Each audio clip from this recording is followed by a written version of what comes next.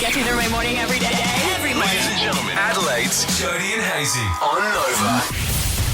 They're just two unemployed Aussie boys with over 2 million followers. Oh, hitchhiker. We should pick him up.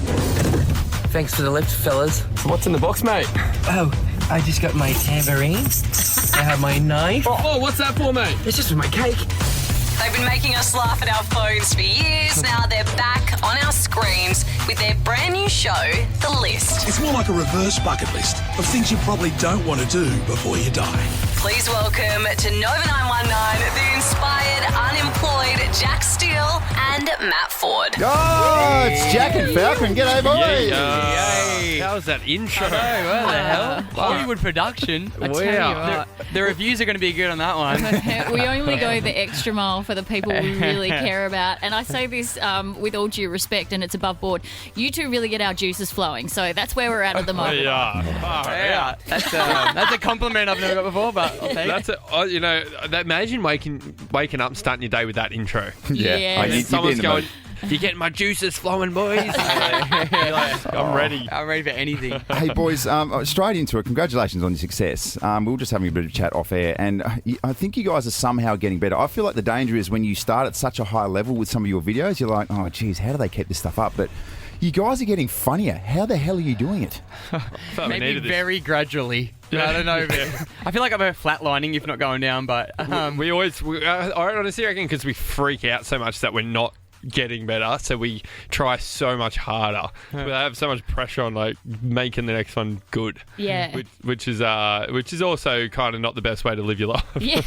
One of my favourite skits is where you all wake up hungover and you're reflecting on what you did the night before. Does it get loose like that, or are you actually gradually growing up? What could go wrong? What could go wrong when you got your own beer company as well? Yeah. That definitely still happens. I think like that can happen from years ago. I can still think of things I did in high school and cringe off my head when I'm in the shower about them. Like, honestly, that's the thing. When you're in the shower and it's something that happened when you were on school excursion 15 years ago, and you go, and you try and just block it out, and then you just suppress it. If you hear one of the boys yelling from the shower, you know it's like something they did. Yeah.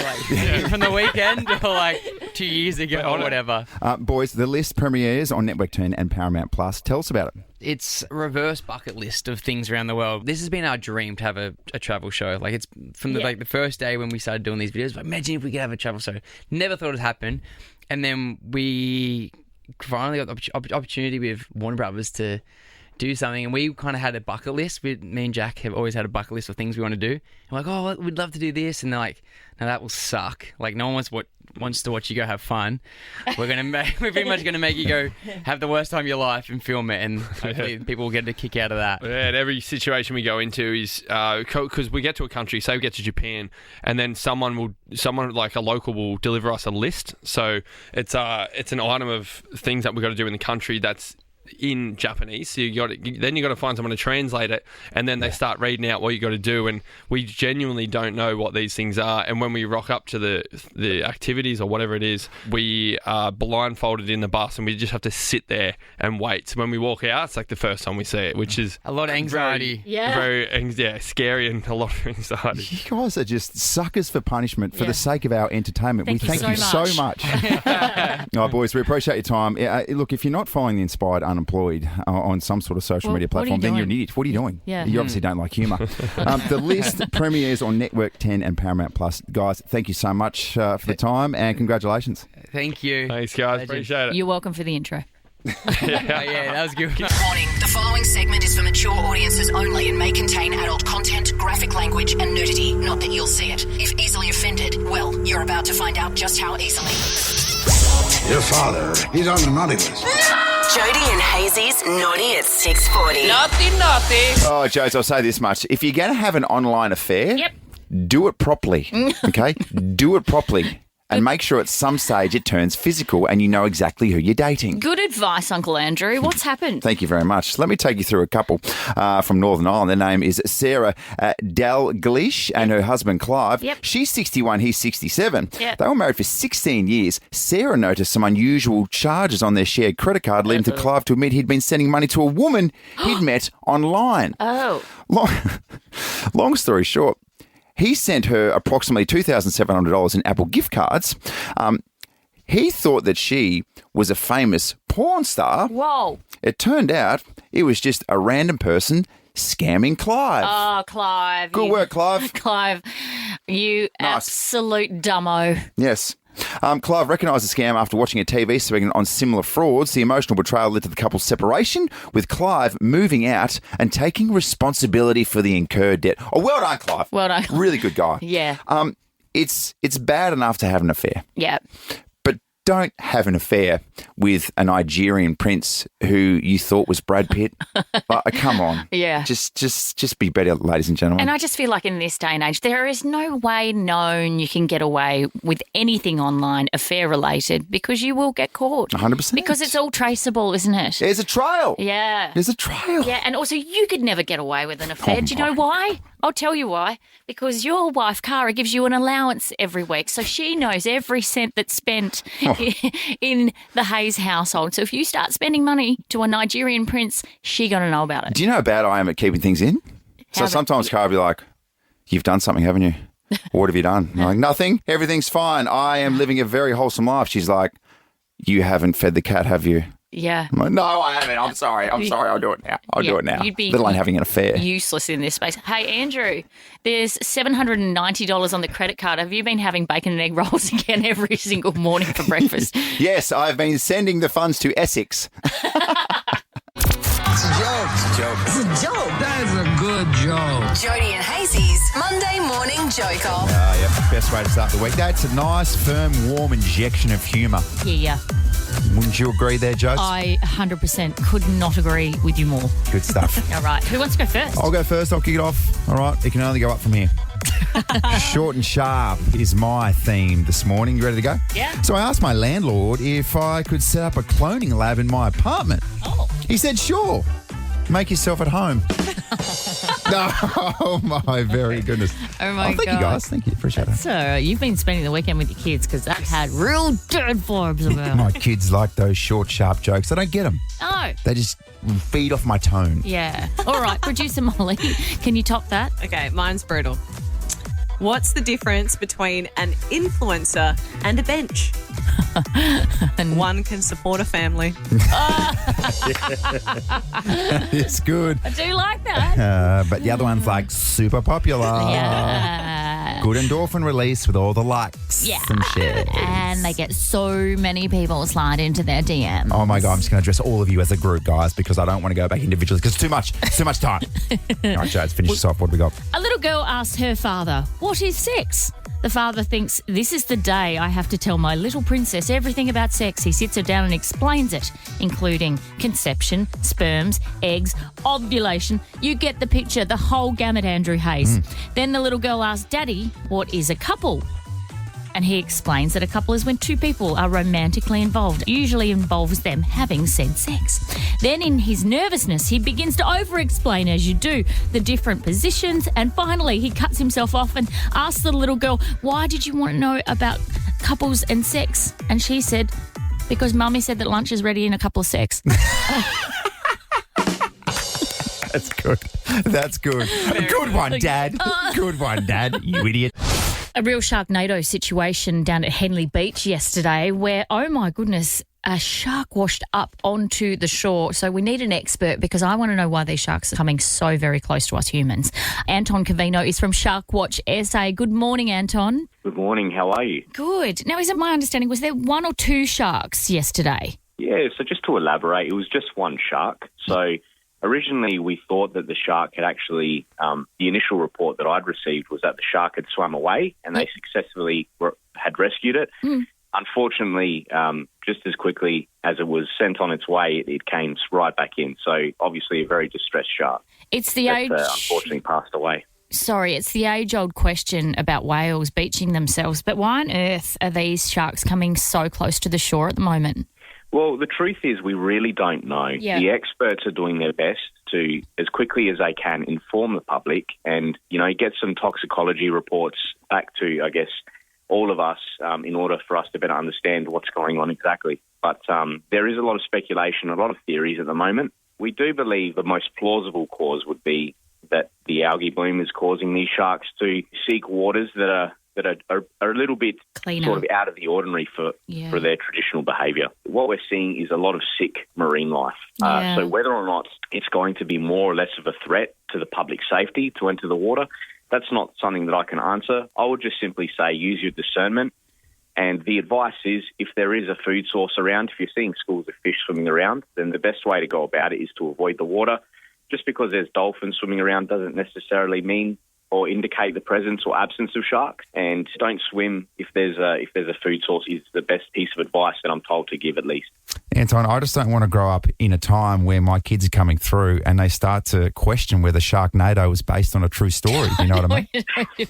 Yes, Sharknado, it's something that would be quite spectacular to document. And, it definitely adds the great fictional element to this whole story that's unfolding before our very eyes. Anton, can you speak to the people that jumped in the water to rescue this shark yesterday? I mean, gutsy. This is a 2.7 metre great white shark, for goodness sake. That was very courageous. Absolutely, yeah. And the gentleman who rushed in off his bike, apparently he just quickly rushed back to get back on with his day as quickly as he, jumped on top of this shark to try and save its life. So it's a great testament of the Aussie character, I think, shining through. Obviously, me in the position I'm in, I'm not going to advocate people try and rescue a predatory animal. Yeah. But I do see how it's a wonderful thing what they've done. It's very commendable, very courageous, and it's a very brave thing that they've done. So hats off to those people. It just shows the nurturing and loving character that we have towards these animals, regardless of, unfortunately, the incidents that have taken place involving attacks with humans. You can just genuinely see that people do have a logical frame of mind about these animals, and for the most part, they do understand that shark attacks are out of the ordinary. It's not like this perception where sharks are genuinely out to hunt humans. So I think we all realise that when we see acts like this unfold. How was your bike ride, Dale? Oh, yeah, it was good.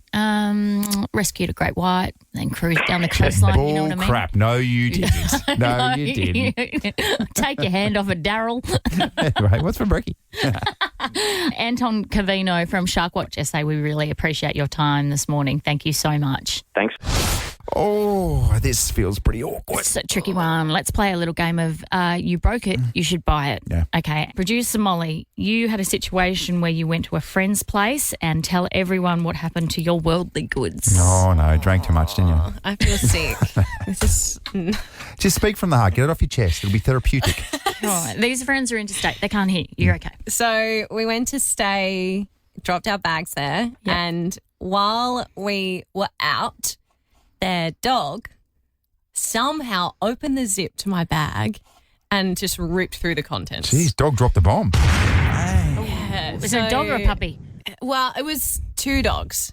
So one's a puppy. Okay. And one's an older dog. I assume it was the puppy. Okay. And when we got home, there was like a phone charger, all chewed, whatever. That's okay. A bra, kind of annoying. Okay, Not fancy so one bad. though. What sort of bras are you wearing, Molly? Are you wearing fancy ones or are you just like a Target bra? It's not a Target bra, but it's not, it's just... It's not Simone Pirelli. Yeah. This will mean nothing to you, this conversation. Yeah. What about when you walk in and your dog's just teeing off on your bra? In half. That sounds like my husband when I give him half an opportunity. But anyway. That is actually live footage from Greg with the green light.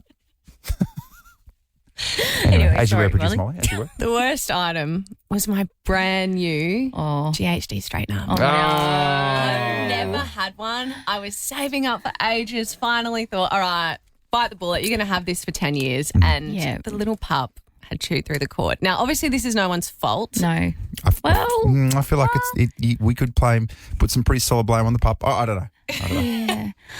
There are two things in life as a woman, if you ever have the means to own it, I would highly recommend it because they're life-changing. One is a Dyson hairdryer. I had a Peter Dutton moment then. Yeah, jeez. Christ, that we're going to have to... Joe's was glitching again.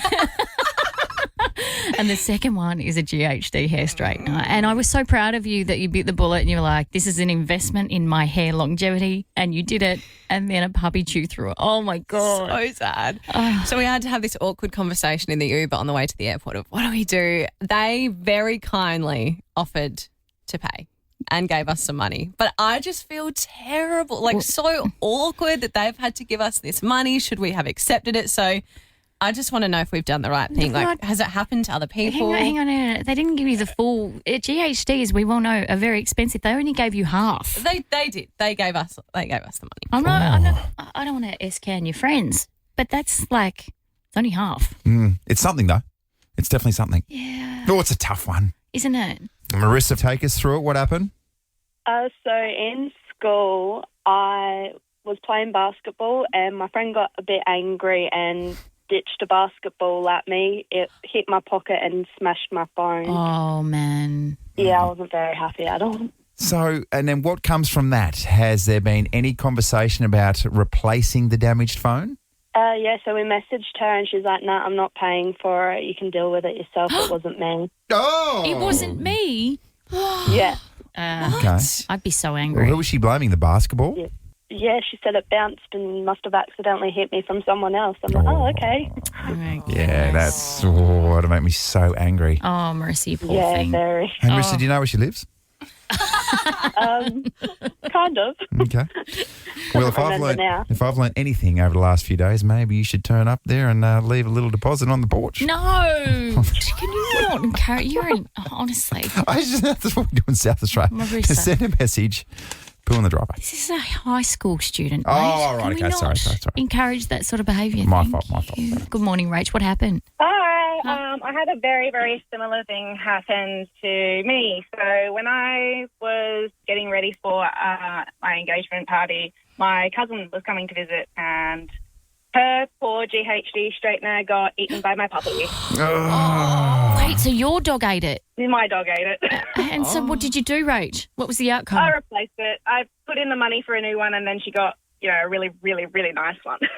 Oh, that's actually really kind of you, Rachel. That's really nice of you. Oh. Of course, it wasn't her dog. Oh, dear. Okay. Why do they have such expensive taste, these puppies?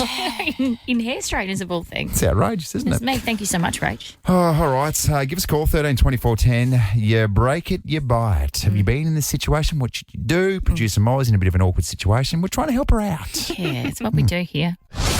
You broke it, you bought it. Tricky. There's no rules in this space. What are you supposed to do? Yeah. So producer Molly has gone and visited a friend. The puppy has taken to her brand new GHD, which we all know as a woman is sacred.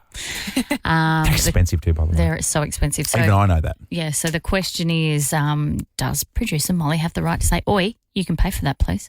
Look, they have paid for it, but I feel terrible. It's just so awkward. The conversation is, ugh. But also, do you have the marbles to have that conversation? Yeah. Because that's confronting. It's really confronting. Talking about money and asking for money that you owed is awkward. Yeah. I get awkward asking businesses for money even after I've invoiced. I'm so sorry to do this. And then I do that and my wife rightly so is like, what are you talking about? They owe you money. They should be awkward and feel dodgy for not giving you money. For not paying the money. I feel sick when I owe people money, especially when you forget. Too. It's horrible. You owe me about $150, by the way. Let's go to Shan. Hello, Shan. How are you? Hi, guys. How are you going? Good, thank you. What did they break? Well, it was actually me, in a way. Oh. So while we were getting married in northern New South Wales, we were involved in the Brisbane floods. Oh, yeah. And while we were getting married in Yamba, our house that we were renting flooded. Yeah. And we lost everything because we were on our bit of a honeymoon, and when we came back, everything had pretty much black mold on it, kind of thing. Yeah. So we had to get a skip, get rid of everything, and then I had enough of northern New South Wales and all of that. So I'm like, let's go home to Adelaide. We got back home. We had a dog and a few fry pans in the car and stuff like that. And a gentleman that we had borrowed a television from messaged us and was kind of like, bit of out of sight, out of mind, is it? And I was like, oh, no, because we had to throw away the telly too because it was, it had been in the water. Yeah. So, and I was so, embarrassed, and I was like, I am so sorry. So we went to JB Hi-Fi and we put a television on a payment plan and sent it to him. And he doesn't know, but we spent an extra couple of weeks living in the car because we didn't even have a mattress. to just pay it off. Like, obviously I didn't tell him that because I didn't want him to feel bad, and we did borrow it and stuff. And then, so I'm very much on the thing like, you break it, you bought it. Even if it's a natural disaster. So Shen, does he have any idea about this situation? No. He just kind of was like a bit feisty pants, a little bit like, oh, you know, out of sight, out of mind. You're off in Adelaide now. I think he thought we were having the life of Riley, even though he knew we didn't. Like, we'd just got married. We had, like, no money, you know. Like, my husband was an apprentice. Like, we were pretty pov. But also, I'm so sorry. Wouldn't he sit there and go, hey, they've lost everything. Just, you know what? Show some compassion. Yeah. Yeah, he's a pretty hardcore fellow. So I was just like, oh, well. And in my mind, I probably would have thought about it like a couple months later, or, you know, let's say half a year later once we had caught up, and then being like, oh, my God. You had like, a bit going on, babe. You had a bit going on. Good on you for reimbursing him, but honestly, that's, wow. Okay. Good morning, Hayley. You broke it, you buy it. What happened? So it was my partner. We were out with some friends, and we were on the beach fishing, and his friend would use his drone to take the line out a bit further. Yeah. And then he thought he'd give my partner thought he'd have a shot at it, and he didn't really get it done properly. As it went to go out, the drone it pulled it straight into the water. That's a tough situation. Yeah, so the whole thing just dropped in the water. It was like, oh, no, his mate ran in then because it was still where they could reach. He ran in and grabbed it, shook it all off, but it wasn't working. Oh, so did you end up paying for it, Hayley? Well, you know what? I don't even know what happened about all that because nothing really got it at the time. We thought, oh, he might get it working, and then we were only over there on holiday, so it never really actually got sorted. Oh, how convenient. It was lucky, but yeah, I feel bad. I felt bad for him, but who knows? Yeah. Who knows if it's RIP drone? Yeah. Who's to say? Hayes, I guess we'll never know. I guess we'll never go as he calls again for the 6th time that day. Is there anything more obnoxious than it? Is there anything more than a heap of celebrities getting dressed up in overpriced outfits going, oh my God, I'm so rich? And doing those poses that everybody else does to take the mickey. Yeah. But they're doing it genuinely. Like 100% for reals. Oh, my God. Oh, man. We need to drill down on it. I actually did a story for 10 News First last night on the Met Gala. Oh, that's good. Did you see it? No, I missed it, Did you see it in actually. real time? No, I didn't see it in real time. Are you not watching 10 News First? I probably need to catch up. Okay. I'm assuming comprehensive coverage. Okay. Well, would you like to hear my report from last night? Sure. Okay. No doubt it'll be somewhat of a passion piece. Mm-hmm. Here it is. Fashion's biggest night saw celebrities descend on the Metropolitan Museum's Costume Institute in New York to celebrate narcissism, elitism and f***widism. The theme was superfine tailoring, black style, and it was as confusing as the rest of us deciphering smart cocktail. The objective of the evening was to prove that it's a celeb's world and the rest of us are just living in it, that they're rich AF and the underprivileged and starving be damned as we drop 3/4 of a mil on a frock that looks like the world's largest doona cover. Highlights included Rihanna unveiling her 3rd pregnancy, a sibling for Razor and Riot, as the fetus was heard loudly exclaiming on the red carpet, "Oi mum, just call me rich." Anna Wintour sported the most obnoxious bob on the planet, while some wannabe wore an oversized piano on his back, which made sense because he looked like he'd like to play with himself a lot. Halle Berry forgot her knickers, which made her strangely popular on the dance floor, while Jenna Ortega arrived in a gown which was made entirely out of rulers, which allegedly made every man who stood next to her in the room incredibly nervous. But the award for the best dress was celebrity injectable Ozempic, which was and always will be the most popular accessory on the red carpet. Jodie for 10 News First. Oh, my very goodness. I've got to be honest with you, Jones. I missed that last night. Oh, you did? I missed it. It was right during witching hour. I must have missed it. But nice comprehensive report. Well, yes. We need to drill down in just a moment. Is there anything more obnoxious than the Met Gala 2025? I've got a couple of things in mind. Should we measure them up? Oh, I've got a few things in mind as well. Like that dress made of rulers? Yeah, Did that's you ridiculous. see that? Jeez. I almost did a good job of raw dogging the entire thing, but still somehow slipped into my feed. Oh, yeah, it's on the socials. Don't Great worry about report, though, Jodes. Oh, thank you.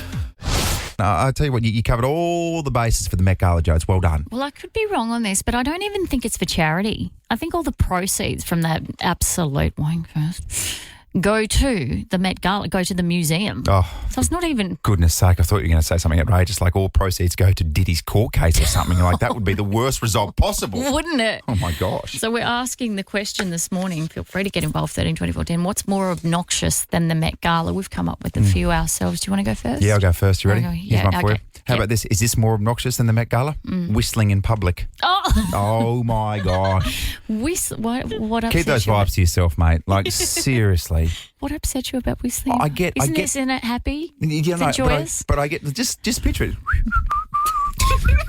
Okay, random. Stop doing that. All right, I get it. You're happy, but now in saying that, you're making everyone else quite angry. What's more obnoxious, whistling in public or the Met Gala? On the count of 3, 1, 2, 3. Met the Gala. Met Gala. Mm. All right. What about this one? Talking on speakerphone in a public space. Oh my gosh.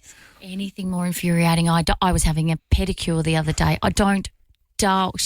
I'm not even joking. She was talking about what was in her fridge for dinner. She said, I've got some snow peas, I've got some salmon, and I'm going to do some nice boiled potatoes. As I'm sitting there going, excuse me very much. I'm trying to relax over here, and I couldn't give a stuff. Working in loudspeaker. I told you about the time I was at the cafe and there was a lady next to me waiting for her breakfast on loudspeaker. She was on hold to something. Well, come That's on. just, All right. that's obnoxious. All right. Super obnoxious. Okay. What's more obnoxious?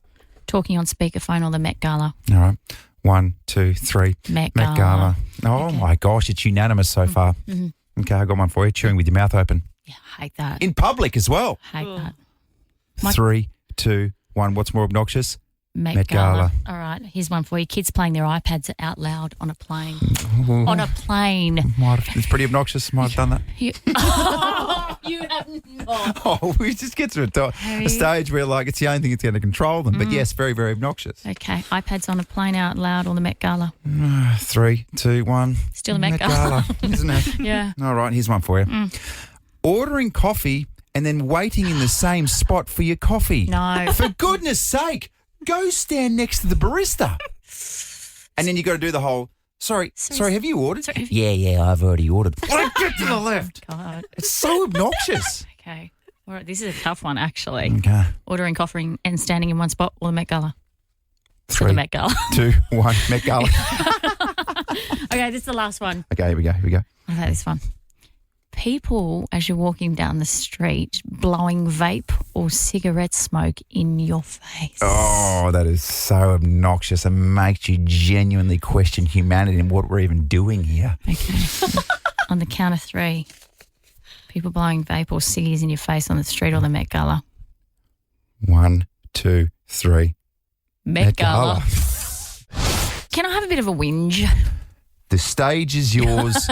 Whinge away. It's sort of actually not on my behalf. It's on behalf of all of those people who have ever received a parking fine around the hospital, and I'm talking the Women's and Children's Hospital. Oh, that's there should be something technically different in those areas. Shouldn't there? So I was at work on Friday. My 12-year-old daughter had been unwell over the period of 24 hours. So my husband took her to the doctor because she was having trouble breathing. The GP did the responsible thing and said, you need to go to the Women's and Children's immediately. Mm-hmm. So I got the phone call at work. Fortunately, my boss is an absolute rock star, and she said, drop everything and just get to the hospital, because you know what kids are like when they're sick. They just, like, Dad was there, but she wanted Mum.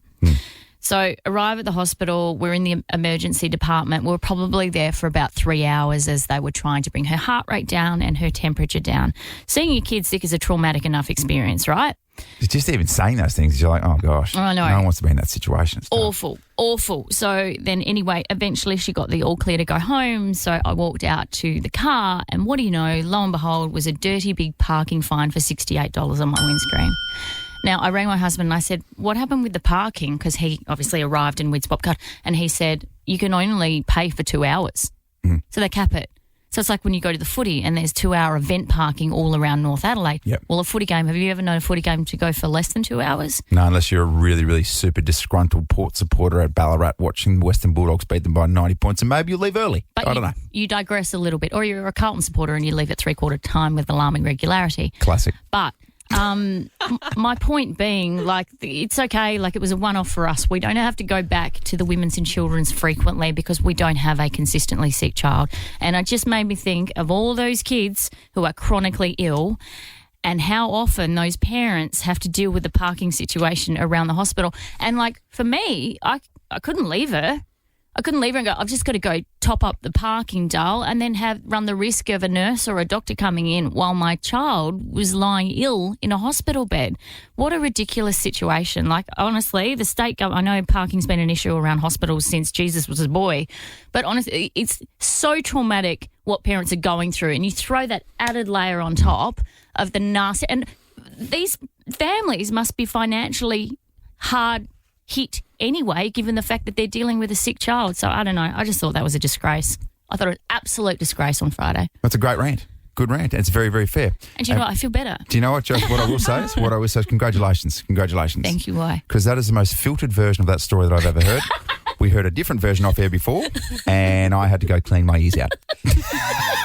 So well done. Thank you. Well done, you're a pro. You're so welcome. I shouldn't have been fined for that. Yes. Just vent about the situations where you've been fined for something which you thought was absolutely ridiculous. Yeah. Daniel, you shouldn't have been fined for what? Parking right in front of my own house. Why? Yeah. I live on a main road, and right in front of our own house, we have a Australia Post mailbox. Oh, no. It was towards the end of the day. We're like, can't fit the cars in the driveway. Let's just leave it out on the curb. Yeah. And so we did. Later on, we came to check on the car, and we got I think it was close to an $80 fine. Nah, not good enough. Nah. That is just... and how did that make you feel, Daniel? Oh, can't use those words on radio, but I'm ready to dump. I'm ready to press the dump button. No, you can't use those words. I was told in no uncertain terms that I couldn't use those words either, Daniel. Oh, I'm so sorry that happened to you. That's not fun at all.